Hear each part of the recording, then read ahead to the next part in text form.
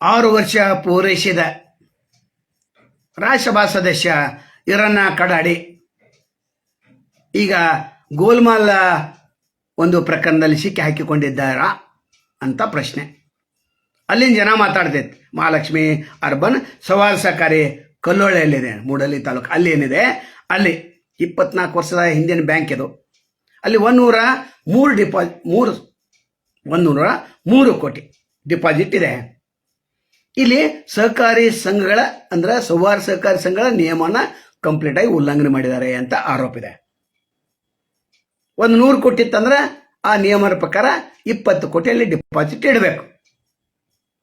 ಅಲ್ಲಿ 1 ರೂಪಾಯಿನೂ ಇಲ್ಲ. ಈ ವಿಷಯ ಅಲ್ಲಿ ಬ್ಯಾಂಕ್ ಸಿಬ್ಬಂದಿ ಹೊರಗೆ ತಂದ್ರಂತ.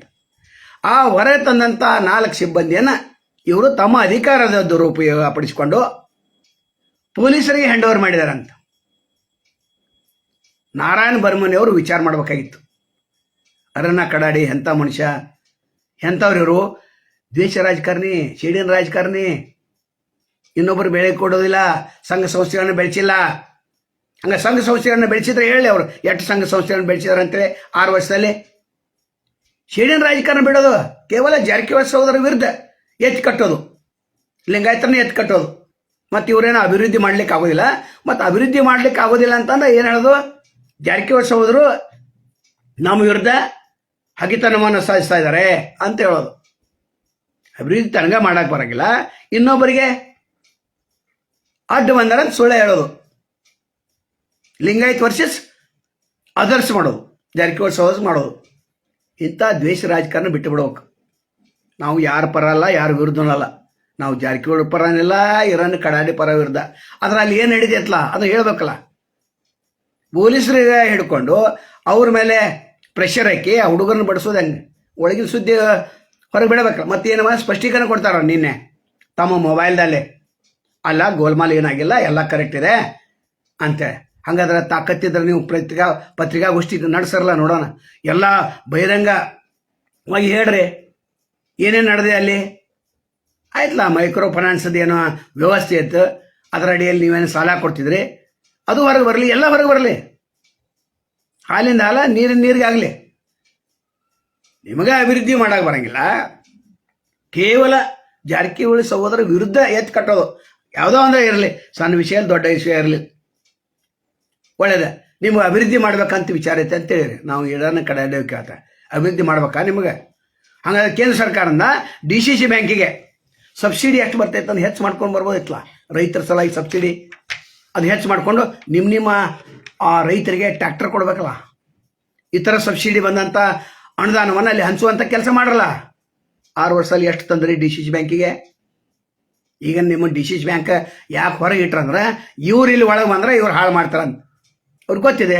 ಸಂಘ ಸಂಸ್ಥೆಗಳನ್ನು ಬೆಳೆಸಿಲ್ಲ, ಬರೇ ಅವನ ವಿರುದ್ಧ ಇವನ್ ಕೈ ಎತ್ತಿ ಕಟ್ಟೋದು, ಇವನ ವಿರುದ್ಧ ಅವನ ಎತ್ತಿ ಕಟ್ಟೋದು ಅದ ನಡೆದೆ. ಜನರ ಕಣ್ಣಿಗೆ ಮಣ್ಣೆರ್ಚುವಂಥ ತಂತ್ರವನ್ನು ಬಿಟ್ಟುಬಿಡಿ. ವಾಸ್ತವ ಸ್ಥಿತಿ ಹೇಳಲ್ಲ. ವಾಸ್ತವ ಸ್ಥಿತಿ ಏನಿದೆ, ಸುಳ್ಳು ಅಂಕೆ ಸಂಖ್ಯೆಗಳನ್ನ ಯಾಕೆ ಹೇಳ್ತಾರೆ ಅಂತ. ಸುಳ್ಳು ಅಂಕೆ ಸಂಖ್ಯೆ ಅಥವಾ ಕರೆ ಅಂಕೆ ಸಂಖ್ಯೆ ಇದ್ರೆ ಪತ್ರಿಕಾಗೋಷ್ಠಿ ಮಾಡ್ರಿ. ಜಾತಿ ವೈಷಮ್ಯ ಯಾಕೆ ಬೀಜ ಬಿತ್ತೋದು? ಇನ್ನು ಮುಗೀತು ನಿಮ್ಮದ, ಜುಲೈ ಮುಗೀತು ನಿಮ್ಮದ.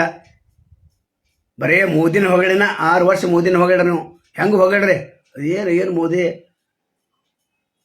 ಮೋದಿಂದು ಗೊತ್ತಿಲ್ಲ ಆಡೈತೆ ನಮಗೆ. 2014 ನಾವು ನೋಡ್ಕೊತ ಬಂದೇವಲ್ಲ. ಯಾವುದೋ ಒಂದು ಸ್ಟೇಟ್ಮೆಂಟ್ ಕೊಡ್ತಾರ, ಇಷ್ಟು ಅನುದಾನ ಲಭ್ಯ ಆಗೈತೆ ಅಂತಾರೆ. ಅದನ್ನು ಇಲ್ಲಿ ಬೆಳವಕ್ಕೆ ಅಂತಂದ್ರಿ ನೀವು 6 ವರ್ಷ ಆಯಿತು ರಾಜ್ಯಸಭಾ ಸದಸ್ಯ ಹೋದಿಲ್ಲ. ಬೆಳವಕ್ಕೆ ಅಂತಂದ್ರಿ, ಒಳ್ಳೆಯದು. ಮೂಡಲಿಗೆ ಅಂತಂದ್ರೆ ಹೇಳ್ರಿ, ಗೋಕಾಕಿ ಅಂತಂದ್ರೆ ಹೇಳ್ರಿ. ಸುಮ್ಮನೆ ಅದು ಬೇಡ.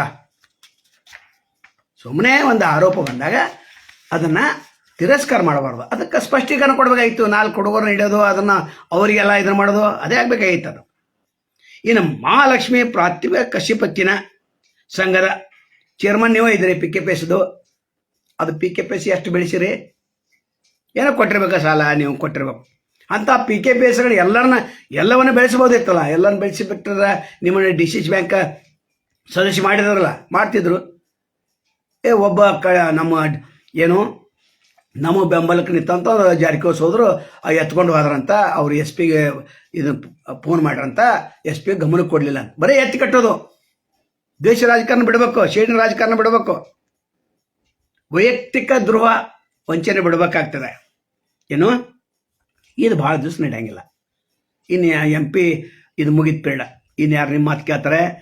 ಇನ್ನು ಇಲ್ಲಿ ನಾವು ಯಾಕೆ ಹೇಳ್ತೇವೆ, ಮಹಾಲಕ್ಷ್ಮಿ ಅರ್ಬನ್ ಸೌಹಾರ್ದ ಇವರ ಅಧ್ಯಕ್ಷರು ಅಂತ ಹೇಳತ್ತೇವೆ ನಾವು. ಇವರು ಬೇರೆ ಅಧ್ಯಕ್ಷ ಇದ್ರೆ ನಾವು ಹೇಳತ್ತೀವಿ ನಾವು.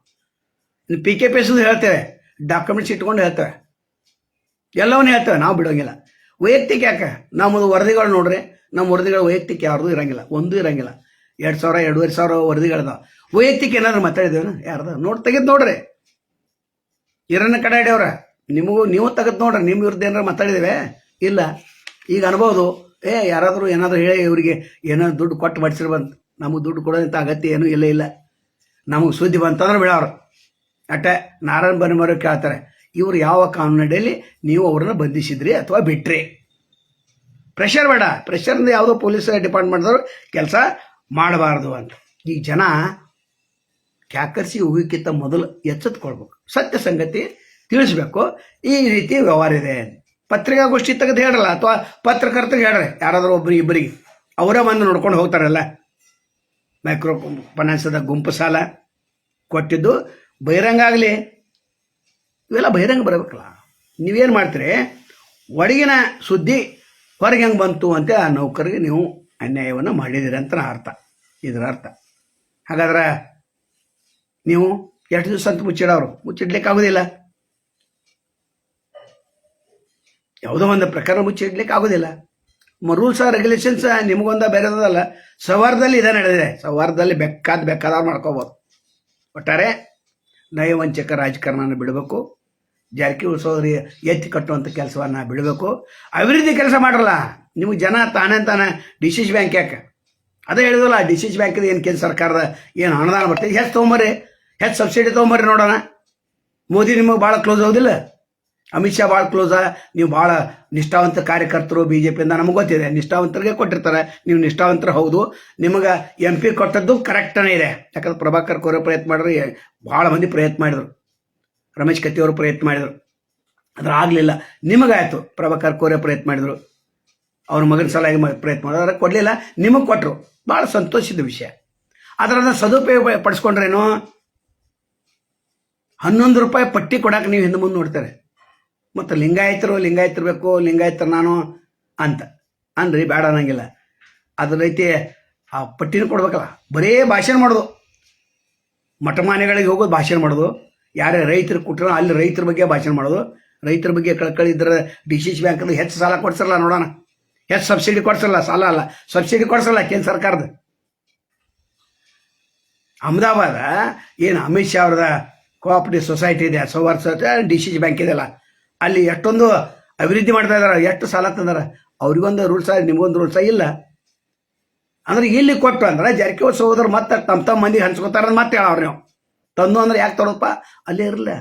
ಹೆಚ್ಚು ತಂದಂದ್ರೆ ಹೆಚ್ಚು ಜನರಿಗೆ ಹಚ್ತಾರ ಅವ್ರ ಕೈಯಾಗ ಅಧಿಕಾರ ಇದೆ. ಅದಕ್ಕೆ ನಿಮ್ಮನ್ನು ಹೊರಗಿಟ್ಟಾರ ಅವ್ರು. DCC ಬ್ಯಾಂಕ್ ನಾವು ತಿಳಿದು ಇರೋನ ಕಡೆ ಯಾಕೆ ಹೊರಗಿಟ್ರಪ್ಪ ಇವರ? ಇಡಬಾರಾಗಿತ್ತು, ನಾವು ಮಾಡಿದ್ವಲ್ಲ. ಸಹೋದರರು ಯಾಕೆ ಮಾಡಿರಿದ್ದನ ಅಂತ ಅವ್ರದ್ದೆಲ್ಲ ಅಲ್ಲಿ ತಿಳ್ಕೊಂಡಾರಲ್ಲ, ಮೂಡಲ್ಲಿ ಅಥವಾ ಗೋಕಾಕದಲ್ಲಿ. ನಾವು ಇರೋನ ಕಡೆ ನಿಮ್ಮ ಇವ್ರದಲ್ಲ. ಇಲ್ಲೇನು ಮಹಾಲಕ್ಷ್ಮಿದ ಅರ್ಬನ್ ಸೌಹಾರ್ದ ಏನಿದೆಯಲ್ಲ ಅದನ್ನು ಬಹಿರಂಗಪಡಿಸಿ ಸತ್ಯ ಹೇಳ್ರಿ. ಇನ್ನು PKPSದ ನಾವು ಕೂಡ ಬರ್ತೇವಲ್ಲ, ಡಾಕ್ಯುಮೆಂಟ್ಸ್ ಇಟ್ಕೊಂಡು ಬರ್ತೇವೆ. ಇದನ್ನು ಕೂಡ ಡಾಕ್ಯುಮೆಂಟ್ಸ್ ಇಟ್ಕೊಂಡೇ ಮಾತಾಡತ್ತೇವೆ. ಡಾಕ್ಯುಮೆಂಟ್ಸ್ ಇಲ್ಲದೆ ಎಲ್ಲಿ ಮಾತಾಡ್ತೇವೆ ನಾವು? ನಮ್ಗೆ ಗೊತ್ತಿತ್ತಲ್ಲ ನೀವು ಯಾವ ರೀತಿ ಉಲ್ಟಾ ಹೊಡಿತೀರ ಅಂತ ಗೊತ್ತಿತ್ತಲ್ಲ. ನಮ್ಮ ಸಲ ಮತ್ತೊಂದು ಮೊಬೈಲ್ ತೆಗೆದು ಸುಳ್ಳು ಸುದ್ದಿ ಹಬ್ಬಸತ್ತಂದು ಹೇಳಾರಲ್ಲ, ನಮಗೂ ಗೊತ್ತಿದೆ ಏನು ಮಾಡಬೇಕು ಏನು ಮಾಡ್ಬಂತ. 35 ವರ್ಷ ಪತ್ರಿಕಾ ರಂಗದಾಗ ಇದೇವಲ್ಲ ನಾವು. ನಿಮ್ಮ ಹೇಳಿಕೆಗಳನ್ನ ನೋಡಿದೇವಲ್ಲ ನಾವು, ನಿಮ್ಮ ಭಾಷಣಗಳನ್ನ ನೋಡಿದೇವಲ್ಲ. ವೇದಿಕೆ ಮೇಲೆ ಒಂದು ಭಾಷಣ ಬೇರೆ, ಕೆಳಗಿದ್ದ ನಂತರ 11 ರೂಪಾಯಿ ಪಟ್ಟಿ ಕೊಡಂದ್ರೆ ನಾಳೆ ಬಾ ನಾಡ್ದು ಬಾ ಅಂತ ನಮಗೆಲ್ಲ ಗೊತ್ತಿದೆ. ಒಟ್ಟಾರೆ ಜನರನ್ನ ದಿಶಾಮೌಲ್ ಮಾಡೋದನ್ನು ಬಿಡಬೇಕು. ಜಾರಕಿಹೊಳಿ ಸಹೋದರ ಏನು ವಿರುದ್ಧ ಏನು ಸಂಚಿದೆ, ಷಡ್ಯಂತ್ರ ಬಿಡಬೇಕು. ಇನ್ನು ನಾವು ಕೇಳತ್ತೇವೆ BJP ನಾಯಕರಿಗೆ, ಯಾರೇ BJP ನಾಯಕರಿದಾರಲ್ಲ, ವೆಲ್ಕಮ್ ಹೋಟೆಲ್ನಲ್ಲಿ ಮೀಟಿಂಗ್ ಮಾಡಿದ್ರಿ. ಮೀಟಿಂಗ್ ಮಾಡಿ ಅಲ್ಲಿ ಏನು ಹೇಳಿದ್ರಿ? ಜಾರಕಿಹೊಳಿ ಸಹೋದರು ಇಬ್ಬರು, ಬಾಲಚಂದ್ರ ಜಾರಕಿಹೊಳಿ ಮತ್ತು ರಮೇಶ್ ಜಾರಕಿಹೊಳಿ ಹೊರಗಿಟ್ರೆ ಪಕ್ಷ ಬೆಳಿತೈತಿ, ನಾವು ಸಂಘಟನೆ ಮಾಡ್ತೇವೆ, ದೊಡ್ಡ ಸಂಘಟನೆ ಮಾಡಿ. ಯಾರೋ ಆರ್ ಸಂತೋಷಿಗೆ ಹೇಳಿದ್ರು, ಯಾರು ಮೇನ್ ಇದ್ದವ್ರಿಗೆ. ಹಂಗಾದ್ರೆ ಸಾಧ್ಯ ಇದೆಯಾ? ಇಲ್ಲ. ಅವರ ಇರೋದ್ರಿಂದಾನೇ ಇಲ್ಲಿ ಪಕ್ಷ ಇದೆ ಬಿಜೆಪಿದ್ದು, ಅದು ಗೊತ್ತಿರ್ಕ. ಅವರಿಬ್ಬರ ಹೋಗಿಲ್ಲ ಕಾಂಗ್ರೆಸ್ಗೆ, ನಿಮ್ದೆಲ್ಲಿ ಬಿಜೆಪಿ ಪಕ್ಷ ಇದೆ ಇಲ್ಲಿ? ನೀವು ಬರೀ ಹೇಳವ್ರಟ, ಬರೀ ತೋರ್ಸವ್ರು ಮುಚ್ಚಿಡವ್ರು. ಒಟ್ಟಾರೆ ಈ ಪ್ರಕರಣ ಎಲ್ಲಿ ಹೋಗಿ ಮುಟ್ತೈತೆ ನಾವು ಕಾದು ನೋಡ್ತಾ. ನಮಸ್ಕಾರ.